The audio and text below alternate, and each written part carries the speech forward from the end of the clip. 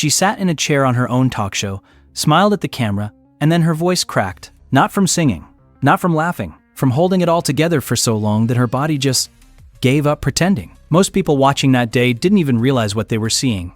They thought it was just Kelly being Kelly.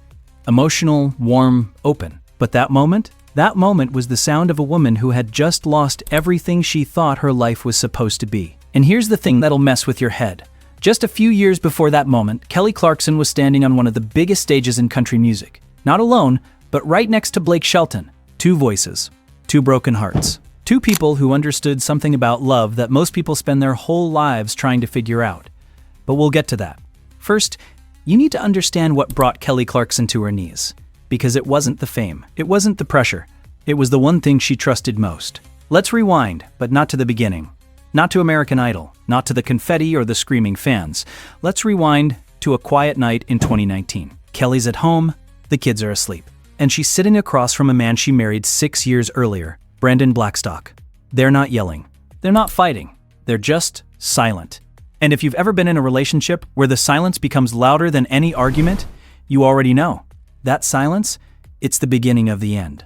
Brandon Blackstock wasn't just Kelly's husband. He was her manager, her business partner, the father of her 2 children.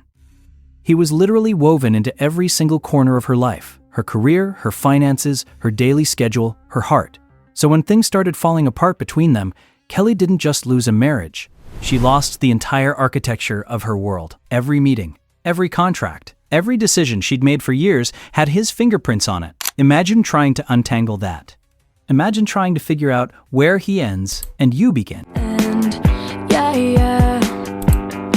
That lyric hit different after 2020, because in June of that year, Kelly filed for divorce. And the public story? It was messy. Financial disputes, custody disagreements, reports about millions of dollars in spousal support. But the private story, the one Kelly carried with her every single day, was so much heavier than headlines could ever capture. She later said in an interview that she didn't see it coming. Not like that. She believed in forever. She believed in the vows. And when it broke, it didn't just hurt her pride. It broke something foundational inside her. That belief, that love, if you give it everything, will hold, Kelly said.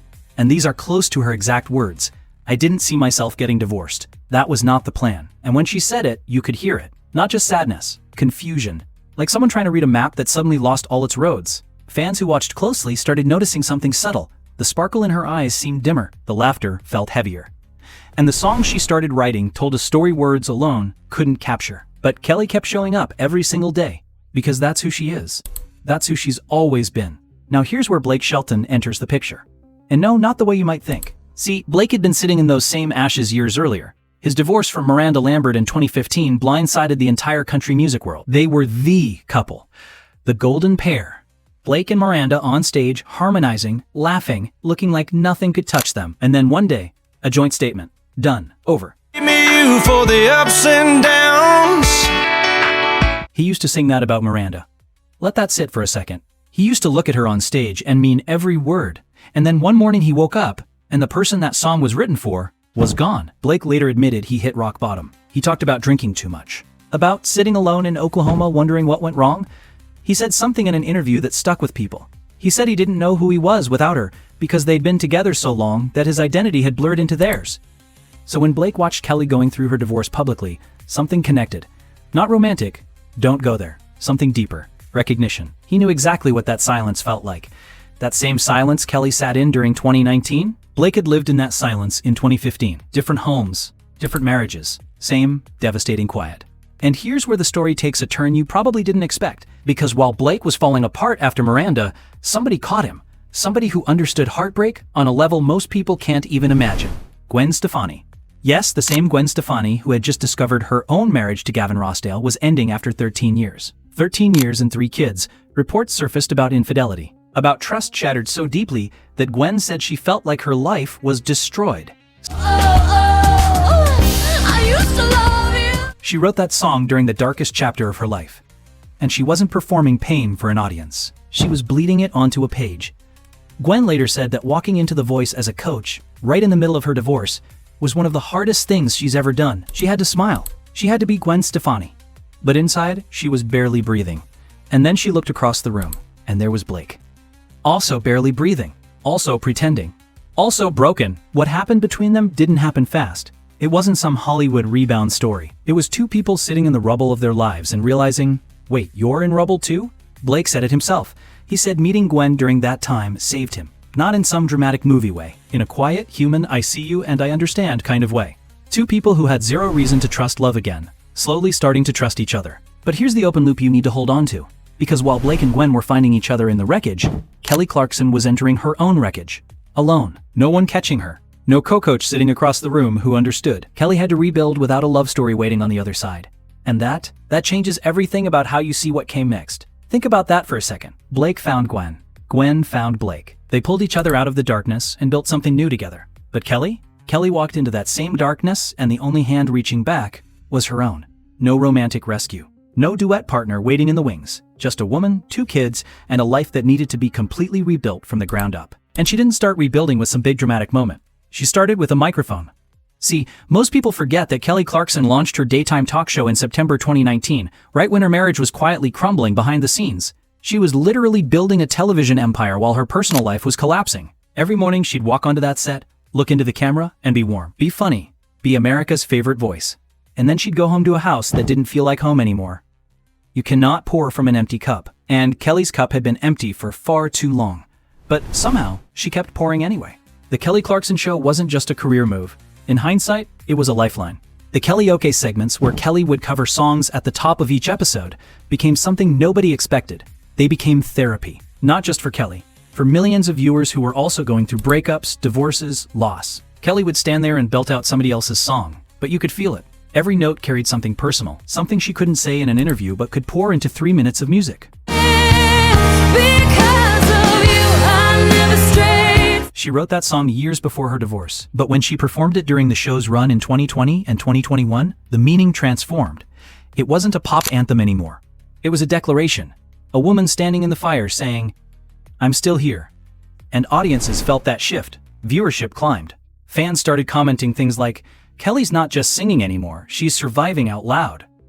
That's not normal television. That's something rare. But here's where it gets complicated. Because while Kelly was surviving out loud, the legal battle with Brandon Blackstock was getting uglier behind the scenes. Court documents revealed that Kelly was paying nearly $200,000 a month in spousal and child support. Let that number land. $200,000 a month. For a woman who grew up with nothing in Burleson, Texas, who used to work as a waitress before American Idol, that number wasn't just financial, it was emotional. It felt like her success was being divided up by people in suits while she was trying to hold herself together on camera. And Brandon? He'd moved to a ranch in Montana. Kelly's ranch, actually. The one she bought. He was living there while she was paying the bills and raising the kids and hosting a national television show. Fans couldn't believe what they were reading. The unfairness of it hit hard. Social media exploded with support for Kelly. People were angry on her behalf. But Kelly, true to who she is, didn't trash him publicly. She didn't go on a revenge tour. She just kept showing up. And honestly, that restraint might be the most powerful thing she's ever done. Now let's pull Blake back into this story. Because during this same period, Blake Shelton was living the opposite chapter. He and Gwen got married in July 2021. A small ceremony on Blake's Oklahoma ranch. No massive celebrity spectacle. Just family, close friends, and 2 people who had genuinely healed each other. Blake said something at the time that quietly broke the internet. He said Gwen made him believe that God had a plan even when everything felt hopeless. And unlike so many celebrity love songs that feel manufactured, this one felt earned. Because both of them had been through the worst version of love before they found the best version. Blake had sat in that Oklahoma darkness after Miranda. Gwen had cried in her car after discovering the truth about Gavin. And somehow, years later, they were standing in front of each other saying vows again. Choosing to believe again. That takes a kind of courage most people never talk about. But here's the contrast that makes Kelly's story hit even harder. On the same timeline that Blake and Gwen were celebrating their wedding, Kelly was sitting in a courtroom. They were dancing. She was negotiating custody schedules. They were blending families in joy. She was blending families in legal documents. Same industry, same circle of fame. Completely different chapters. And Kelly noticed. She's human. Of course she noticed. But she never expressed jealousy. Never made a bitter comment. In fact, when Blake and Gwen's relationship came up on her show, Kelly was genuinely happy for them. She smiled and meant it. And that tells you everything about who Kelly Clarkson really is. She could celebrate someone else's love while her own was being legally dismantled. That's not weakness. That's a level of emotional maturity that most people never reach. One of the most heartbreaking moments came during a live performance. Kelly was singing Piece by Piece, a song she wrote years earlier about her complicated relationship with her father who walked out when she was 6. But on this night, the lyrics hit differently. She broke down crying mid-performance. The judges were in tears, the audience was in tears, and the internet, the cold, sarcastic nothing impresses me internet, went silent. Because you can't fake that. You just can't. Begged you to want me, but you didn't want to. That song shapeshifted after the divorce. It became about every man who promised to stay and didn't. Every hand that let go when it swore it wouldn't. Kelly had spent her whole life trying to build the family she never had growing up, and now she was watching it crumble. But what happened next revealed something remarkable about Kelly Clarkson. Something fans had always sensed but never fully seen until now. She didn't hide, she didn't disappear, she did the opposite. And the transformation that Kelly Clarkson went through between 2022 and today, the one that nobody saw coming, is the part of this story that changes how you see everything. Not just about Kelly, but about what it really means to survive.